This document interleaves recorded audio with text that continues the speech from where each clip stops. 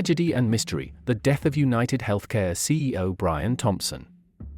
The CEO of UnitedHealthcare, Brian Thompson, was shot dead in Midtown Manhattan on Wednesday morning in a brazen, intentional attack while walking towards the hotel hosting the company's annual investor conference. The New York Police Department said. The shooter remains at large. However, the attacker may have dropped some important clues while fleeing, according to police officials who spoke anonymously as the investigation is ongoing. Around 7 a.m., a masked gunman in cold weather lay in wait before shooting Thompson outside the Hilton Midtown Hotel, according to NYPD Police Commissioner Jessica Tisch. Many people passed by the suspect, but he seemed to be waiting for his intended target, she said at a Wednesday press conference. I want to be clear, at this point, all indications suggest this was a premeditated, intentional attack. The shooter approached Thompson from behind and fired at least one shot into his back and one into his right calf. Tisch said. Emergency responders took Thompson to Mount Sinai West in critical condition, where he was pronounced dead at 7:12 a.m.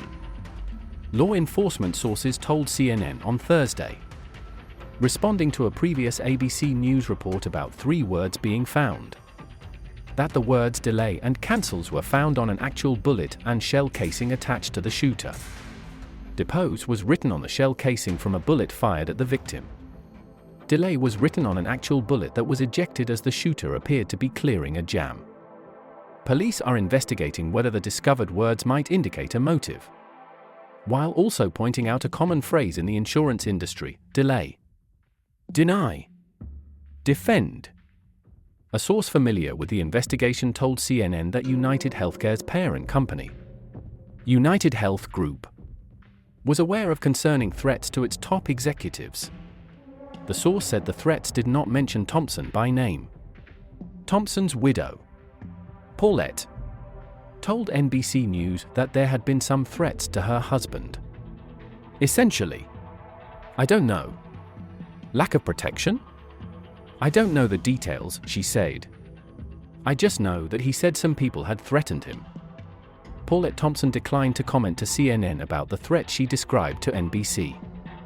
We are deeply saddened by the senseless murder of our beloved Brian, she told CNN on Wednesday. Brian was an incredibly loving, generous, talented man who truly lived life to the fullest and touched the hearts of so many. Most importantly, Brian was an incredibly loving father to our 2 sons. And we will miss him tremendously. The leadership team at UnitedHealth Group was supported by an internal security team, including at the New York conference. A source close to the company's security said. Thompson's security team was not with him when the shooting occurred early in the morning. Police said Thompson was walking towards the Hilton Hotel to attend the investor conference after leaving the hotel where he was staying across the street. Thompson, who was visiting from Minnesota, was shot with a weapon that appeared to be equipped with a silencer, according to a law enforcement official and weapons experts. Police described the shooting, captured in surveillance video obtained by CNN. Officials said the attacker stepped out from behind a vehicle onto the sidewalk, ignored others, and shot the victim from behind. The shooter moved closer and continued firing until the gun appeared to jam. The suspect cleared the jam and continued shooting before fleeing down an alley.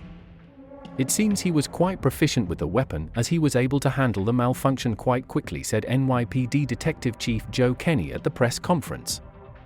Weapons experts who reviewed the video said the gun seemed to jam after each shot, failing to load a new round into the chamber. The recording shows the shooter clearing the jam each time before continuing to fire. Experts said the attacker responded in a manner typical of someone trained in weapons from law enforcement or military backgrounds. Police said the suspect fled initially on foot, then by electric bicycle. Investigators told CNN that the suspect crossed the street, began running, and may have dropped a cell phone and a water bottle in an alley. A senior police official said video from a nearby Starbucks showed the attacker purchasing a water bottle and 2 energy bars a few minutes before the shooting.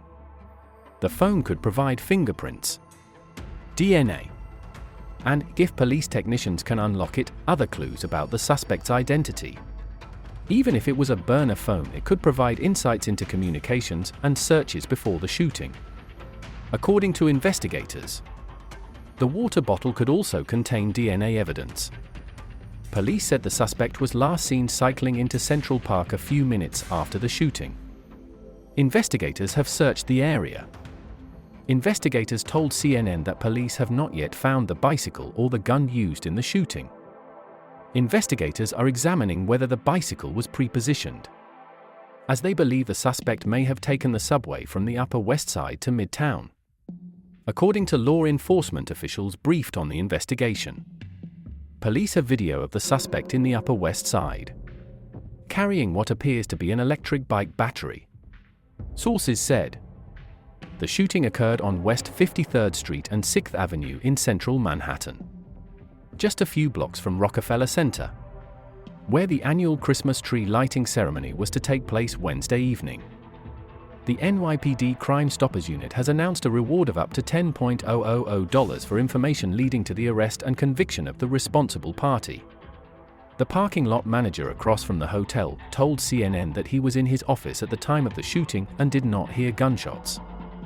Thompson was appointed CEO of UnitedHealthcare in April 2021.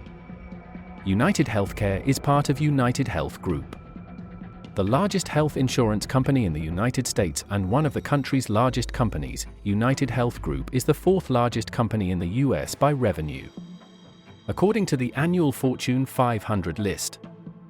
UnitedHealth Group abruptly ended the scheduled conference on Wednesday morning, citing a very serious health situation for a member of our team. By the end of the morning, UnitedHealthcare's headquarters in Minnetonka, Minnesota had flown flags at half-mast. UnitedHealth Group's CEO, Andrew Whitty, later addressed the shooting in a 1-minute video sent to employees.